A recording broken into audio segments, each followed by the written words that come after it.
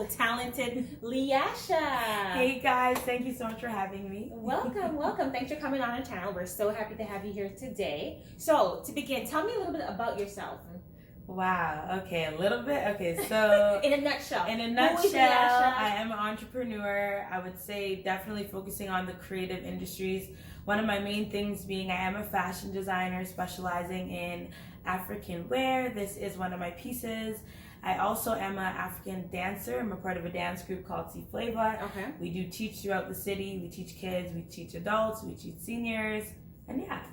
Busy. So I understand that you are a fashion designer. Tell us how this love for fashion came about. Wow, ever since I can remember, I was always into fashion. Mm-hmm. It's because my mom was such a diva. She was always dressed up. So I always would look at her clothing. I'm like, oh my gosh, I love what she's wearing. I remember when I was like 5, my cousins came over and Mm-hmm. were like, let's like have a fashion show in my mom's closet. Mm-hmm. So I put on my mom's clothes. We used to walk on her bed like a runway. And I was like, from that was my first like memory of like me being like, I want to be a designer. So from then I would always be doodling, sketching, drawing. And yeah, so yeah, definitely from my mom. That's what grew my love for fashion. Nice. So I understand that you applied to Ryerson not once, but twice. Yes. And on both occasions, you were rejected. Exactly. Tell us about that. Tell us why Ryerson. Tell us why you were rejected and how did that feel? So Ryerson, because it's actually the only university in Canada, apart from Vancouver, VCAD, that offers fashion at a university level.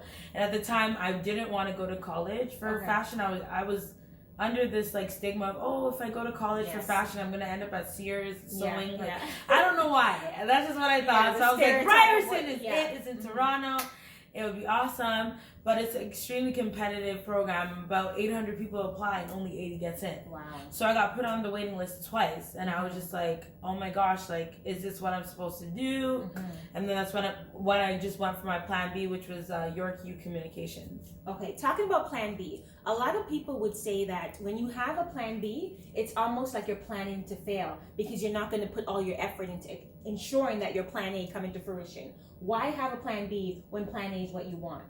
I would say it was more so for my mom because I feel like she really wanted me to go to school. So I was just like, okay, let me just go for this. I don't even know. Like now, like looking back, I remember like the first 2 days of university, I was calling my sister. I'm like, I hate this. This is not what I want to do. Like, I don't want to do this, blah, blah, blah. But then she's like, no, stick it through. Like, mom wouldn't want you to quit, so on and so forth. So I was like, okay. And then I like 4 years later, I got my degree in communications, and you never utilized that degree. Like I like things like this. I actually was interning for Vibe 105. Nice. I was a news hit producer, which was amazing. It was a lot of fun. I loved it. Creating like the notes and the news reports was awesome. Mm-hmm. But it's precarious work, meaning like they're not trying to pay you to do it. There's so much people who want to be in the field of radio where they'll work for free, and then it's like, when will I actually get paid for this? And it's like, time is money, right? So it's like, if I could continue, I do like writing and public relations, stuff like that, but my number one dream was always fashion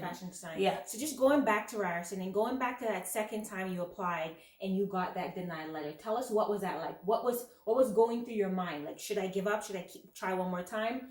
The thing is, I'm such a determined person, because even with high school, I switched to high schools to go, and I still didn't get into the fashion program. I still was just like, okay, I'll try again next year. And then the next time it happened, I'm just like, okay, I can't do this again. Like, I gotta do something. So that's why I just was like, let's just go to school for something else. Yeah. So I don't think I can say that I like totally gave up on it in that moment.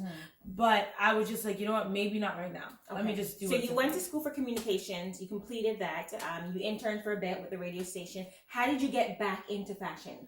So I ended up working at like a corporate job for like about a year. Okay. My contract was up and then it didn't get extended. So I was like, okay, now what the hell am I going to do? And what also like really triggered me to like keep doing this is whenever I would run into people from like high school, middle school, university, like, are you doing fashion? Like, what's going on? Because anybody that knows me, if they're in a class with me, they have seen my sketches, they have seen my designs. Like, yo, what are you doing? So that would always make me like feel down on myself. I'm like, oh my god, like other people believe in you. I'm just like, okay, maybe I should just do it. So then after that job was over, I'm like, let's go to YouTube. It's like 2000 and like 16 at the time. Like, let's go to YouTube and try to learn how to sew. So essentially, you're self-taught. Yeah, exactly. From everything from fashion design, from designing the outfits, from designing the clothes, to actually stitching, sewing, all of that. Exactly. I literally just started trying to start going to sewing lessons now, but my schedule is so busy. But I want to implement it in my like weekly schedule so that I'm always learning. Because right now it's YouTube, and then it's just me believing in myself. Like sometimes clients will be like, "Oh, can you make this?" And I'm like, "I've never made this before, but let's see if we can do it." Yeah. And then it works. So I understand that your mother passed away when you were, I think, about 18 years old. 17 yeah, but my birthday was like 4 days after. Your birthday was 4 days after. Tell us, what was that like, and how did that set you back in terms of aspiring to reach your goals? I was devastated. I still could even cry talking about it now.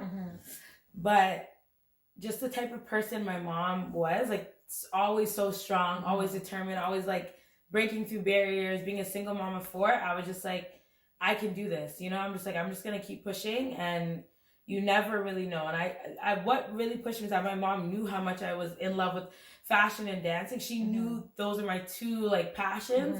So it was very important. Always. Like she never said, no, don't apply for fashion, be a doctor. No, she's like, okay, try, you know? So the thought of my mom really like pushed me. And how did you cope with losing your mom at such a young age? I'm so blessed to have had my sister. We're only a year apart. I have other siblings too, but because we're a year apart, we like became so close. So really, I couldn't have gone through without my sister and my friends. Like, to be honest, like my friends were more of a family to me at that time, especially because there was issues between the family. So when it comes to like aunties, cousins and stuff, I didn't have that. It was really my close friends that literally were at my house every day after my mom passed. So it's definitely my sister and then my friend. If your mom was listening right now, what's one thing you want her to know? Oh my gosh, there's too many things. That I love her, like that. Like that's all I could really say without getting too emotional. Yeah, thank you for that. So you're a dancer. You're an entrepreneur, and so I don't work a full-time job. Oh, you're not working a full-time job? I'm not. My full-time job is Loveleedesigns. So the 3 main things that I do is Loveleedesigns. That's the name of the fashion line. Loveleedesigns, the dancing, and then I also do... How do you balance all of it? How do you prioritize your business with your dancing portion of the business, with LCBO branding? How do you find time? And even just to be a sister, to be a friend, how do you find time? Oh yeah, and I also do Uber. I forgot about that. So you're a busy bee. Yeah, no sleep. That's how I do it. Yeah, I barely sleep, which I'm trying to work to balance out better, but I don't sleep as much as I want to. But I'm not where I want to be yet, so I'm just gonna keep working hard. And really and truly, I'm just a high energy type of person. I'm very positive, and I like to just be like, you know what, we can do this. Like from what I went through at such a young age, like nothing like could ever like hurt me as much of that as that. Or you need to do more is sleep more though. Like I'm very active, so I understand that the name of your fashion business, your fashion line, is called Loveleedesigns. Yes. Explain how you came up with that name. So my Instagram name before the fashion line years ago was like So Lovely, because my name's LeeAsha, right? So it was So Lovely. Then I'm like, oh my goodness, when I was thinking of a name, I was like, lovely would be a perfect like interchangeable play on words. So it's love, Lee. So it's like lovely. The meaning of lovely is something very beautiful that's capturing, that's you know, that's like I think it's a very creative name, and it works into your actual real name very well. So that's beautiful. LeeAsha, where do you see yourself in 5 years in terms of your business and your fashion line? Where do you want to go? Oh my goodness, I want to be known like worldwide. I want to be like the next like, let me think of Fur. That's an amazing Toronto African fashion line. Yes. I want to be like her, like that line. I want to be like Fashion Nova. I want it to be a known thing, because even though I'm like specializing in African prints, I still work with like, you know, solid like modern day fabrics as well, and I like to intertwine it so it's not the traditional African wear that like you see the ladies at church. Like no, I really am for like sexy but classy at the same time. You know, a mixture in between. So I see myself being worldwide, having a website, even like having a boutique. Like that would be amazing. That would be your dream come true. Yeah. How do you come up with the inspiration for your designs? So, like, explain the piece that you're wearing right now. It's mixed with, I see, an African print, yes, and then this... we have the modern day solid color right here. Okay. So, with this piece, I just love to make things that are like versatile. Okay. You know, I don't like things to just look like one. No, I want to add like a little flavor. Add a little flavor to it. Yeah. So this piece right now is a wrap blouse, but it's also like a peplum bottom, so it like gives you the nice shape. I love the tie here. Thank you. It can open. Yes, it can. Oh, so it can open. I'm not wearing a shirt under, so I'm not gonna open all the way. Yeah. But it's like this, and then you just tie it. Nice. And then so the thing with this is also to make things that are appealing to the body. You don't it's not skin tight. It can still look good if you have a bigger stomach. You can still hide it. So my thing is to look like lovely. What do you struggle most with about being an entrepreneur? Rolling with the punches, because there could be one day where it's slow, you don't get any orders, there's nothing going on. The next, like I seen a meme, like one day you can make no money, the next day you can make $500. You know what I'm saying? So being okay with the highs and the lows, because it's not easy. Like entrepreneurship is not for everybody. Just a lot of people are okay and comfortable with like knowing their salary. Like, I know I'm gonna get paid in 2 weeks. I know the exact amount. So being an entrepreneur, that is always, there's always waves and fluctuations. So being able to roll with that and then still be able to get income other places. Because what advice or words of encouragement do you have for young entrepreneurs out there who are trying to chase their dreams and chase their passions? It's to be determined. Don't let anybody discourage you, and that anybody is probably yourself. Like, because I was in front of my own self from getting to my goals, because I was always doubting myself. I would start sewing something and then one thing would go wrong, and then I'd be like, okay, I can't do this. And I literally have like unfinished things because I gave up. So it's just always being determined and keep going, even if like you are feeling like you're failing. There's no such thing as failing. It's you learning. Thank you. That's amazing advice. I think even for myself, just starting up my YouTube, I just kept letting fear that you're not going to have the right support, the right equipment, the tools, the skills.